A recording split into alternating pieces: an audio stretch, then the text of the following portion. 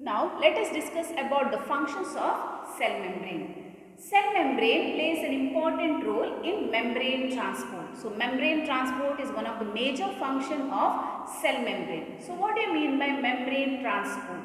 Membrane transport is transportation of substances or molecules across the membrane.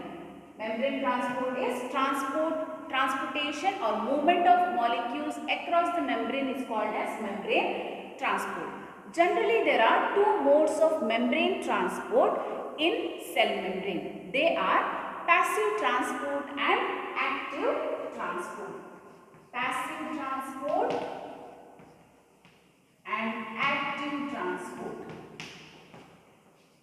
So these are the two modes of membrane transport that takes place in cell membrane. So first let us see what is passive transport. So passive transport is a transport mechanism where there is transportation of molecules across the membrane mainly along the concentration gradient. Passive transport is transportation of molecules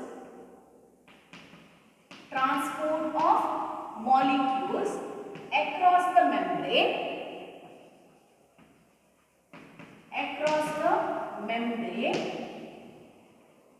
along the concentration gradient. So what do you mean by the term along the concentration gradient? Along the concentration gradient is movement of molecules or transportation of molecules from a region of higher concentration to a region of lower concentration. So this is termed as along the gradient. Movement of molecules from a region of higher concentration to a region of lower concentration is known as along the gradient. So such a transport mechanism does not need any kind of energy because molecules are transported from a region of higher concentration to a region of lower concentration. So in passive transport, there is no requirement of energy or there is no utilization of energy. There is no utilization of energy. So let's see what are the different kinds of passive transport that takes place across the membrane. So there are certain types of passive transport like simple diffusion, osmosis and facilitated diffusion. So first we will note down what are the types of passive transport. Passive transport are generally of three different kinds. They are simple diffusion, osmosis and facilitated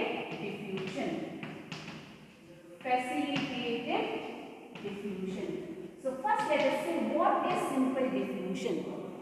There are certain molecules that has to be transported across the membrane. So generally the neutral molecules or neutral ions mainly are transported across the membrane along the concentration gradient by a mechanism of passive transport known as simple diffusion. So remember that neutral molecules or neutral ions are mainly transported along the concentration gradient. Neutral molecules are transported along the concentration gradient by a mechanism of simple diffusion. So next let us see what is osmosis. Osmosis is movement of water molecules from a region of higher concentration to a region of lower concentration. Movement of water molecules along the concentration gradient is known as movement of water molecules along the concentration gradient is known as osmosis. So water molecules will be transported from a region of higher water concentration to a region of lower water concentration. Such a transport mechanism is known as osmosis. So next let us see what is facilitated diffusion. In cells there may be certain molecules or ions that has to be transported. For example, there may be polar molecules or polar ions. So how these polar molecules are transported across the membrane? Usually, polar molecules do not freely move across the plasma membrane, because you have to remember that the bilipid layer or the plasma membrane has non-polar hydrophobic tails, right? We have discussed about the structure of plasma membrane, and this plasma membrane has got non-polar molecules. So since the plasma membrane consists of non-polar molecules, or the lipids that consist of non-polar molecules, the polar molecules cannot freely cross across the membrane. So how are these polar molecules transported across this non-polar membrane? Okay. There are certain proteins which mainly play an important role in transportation of molecules. We usually call them as transport proteins. So due to the presence of transport proteins embedded within the membrane, the polar molecules are transported through these protein molecules. So protein molecules embedded within the plasma membrane play an important role in transportation of molecules, especially the transportation of polar molecules across the membrane. So it forms a channel such that the molecules, protein molecules form a channel such that the polar molecules can be freely transported across the membrane, since the polar molecules cannot pass through or pass freely through the bilipid layer. So this is known as facilitated diffusion. Okay, so these are the three kinds of passive transport. So transportation of neutral molecules takes place by simple diffusion. Transportation of water molecules takes place by a mechanism known as osmosis, and transportation of polar molecules takes place by a mechanism known as facilitated diffusion, which mainly requires involvement of transport proteins. So all these three passive transport mechanism does not need expenditure of energy. Okay, that you have to remember very carefully. All these three kinds of transport mechanism does not need expenditure of energy. So next let us discuss about active transport. Active transport. So active transport is the mechanism of transportation of molecules across the membrane, but there is transportation of molecules against the concentration gradient. Against the concentration gradient. So what do you mean by against concentration gradient? We have noted that along the concentration gradient means from a region of higher concentration to a region of lower concentration. So what can be against the concentration gradient? That is movement of molecules from a region of lower concentration to a region of higher concentration. So molecules are transported from a region of lower concentration to a region of higher concentration is known as against the concentration gradient. So in case of active transport, since the molecules are transported against the concentration gradient, that is from region of lower concentration to a region of higher concentration, the transport mechanism needs expenditure of energy. Transportation needs expenditure of energy or utilization of energy. So such a transport mechanism needs utilization of energy. So we'll see what are those type of active transports that are mainly seen in different cells. Okay. So active transport takes place in many of the cells, mainly in the cell membrane for the transportation of molecules from a region of lower concentration to a region of higher concentration. So some of those active transport mechanism that takes place in animal cell may be sodium potassium pump. Sodium potassium pump operates in the cell membrane of animal cell. Sodium potassium pump operates in the membrane of animal cell. Similar such proton pumps proton pumps is also seen in the membrane of mitochondria, chloroplast, etc.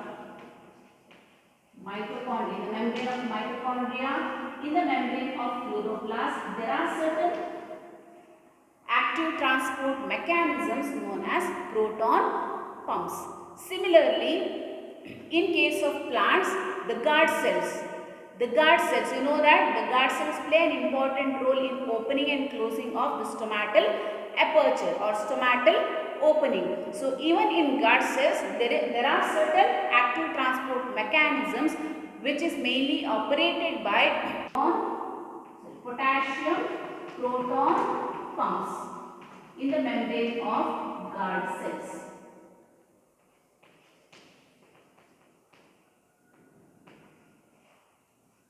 So these two modes of transport mechanism are passive transport and active transport. And note down the differences between the passive transport and active transport.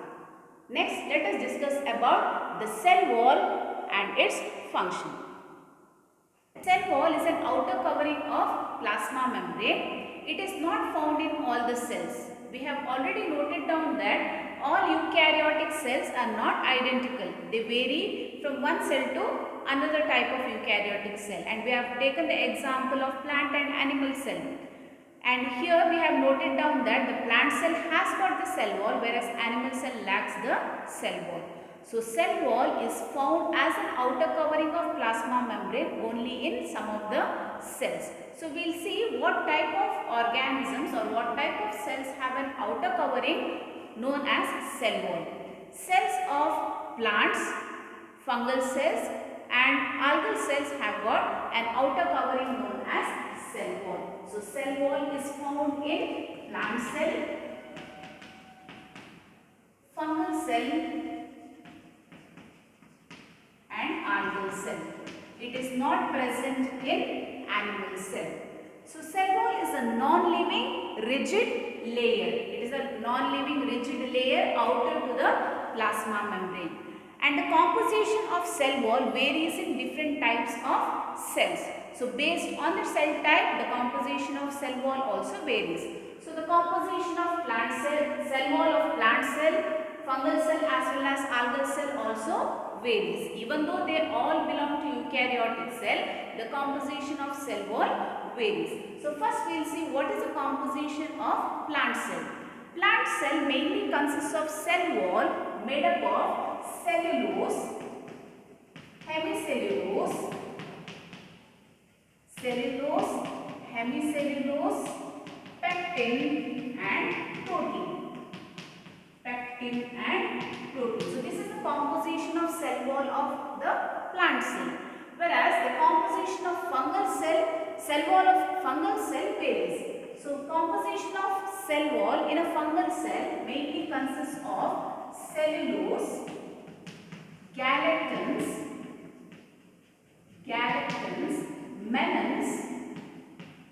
mannans and certain minerals.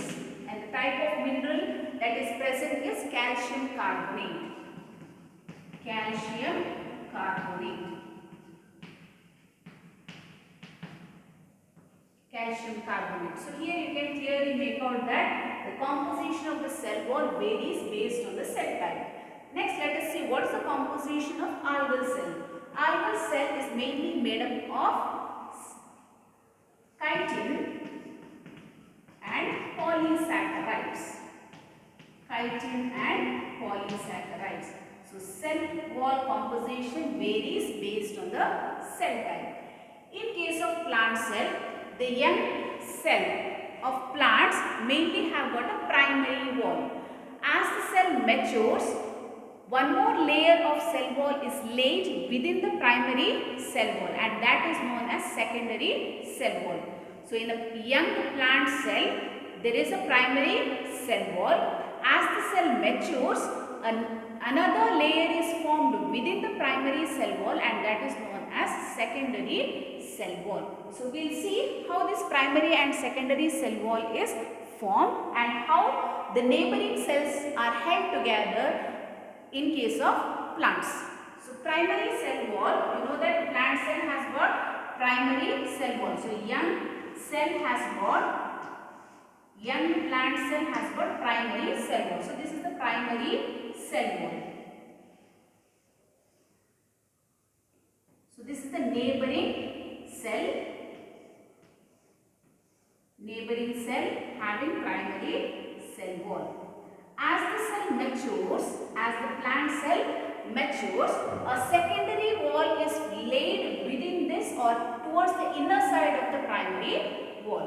A secondary wall is laid towards the inner side of the primary wall, and this wall is known as secondary cell wall.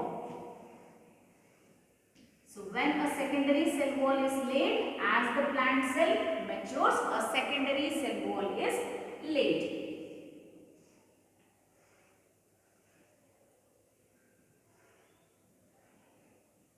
So this is primary cell wall.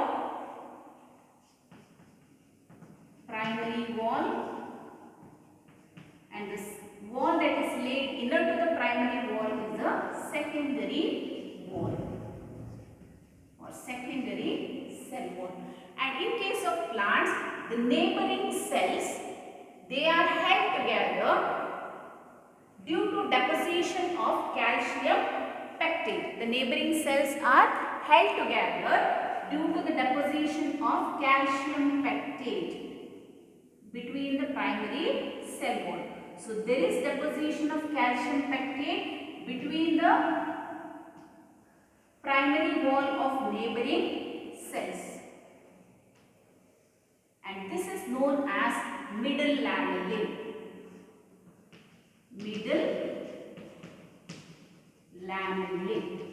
So middle lamellae mainly holds or it acts like a glue between the neighboring cells. So middle lamellae is mainly formed due to deposition of calcium pectate.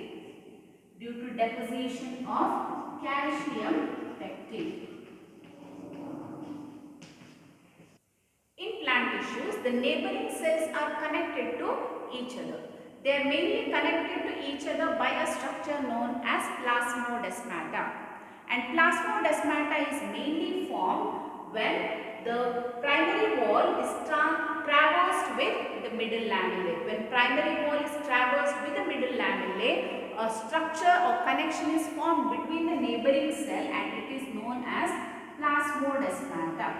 So plasmodesmata is the structure formed due to traversing of the primary wall and the middle lamellae. So the structure is known as plasmodesmata.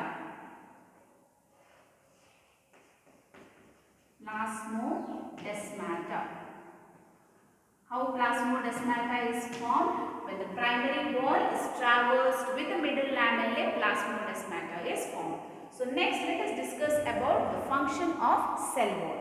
The cell wall plays an important role in providing proper shape to the cell. Since cell wall is a rigid structure, it gives proper shape to the cell. In addition to that, it protects the cell mainly from mechanical damage because the cell wall is rigid. It also protects the cell mainly from infection. So cell wall, since it is rigid, it protects the cell from infection. It also acts as a barrier for undesirable macromolecules. It will not allow the undesirable macromolecules to enter into the cell. Cell wall plays an important role in providing cell-to-cell interaction, that is interaction between two cells or interaction between the neighboring cells. So these are the functions of cell wall.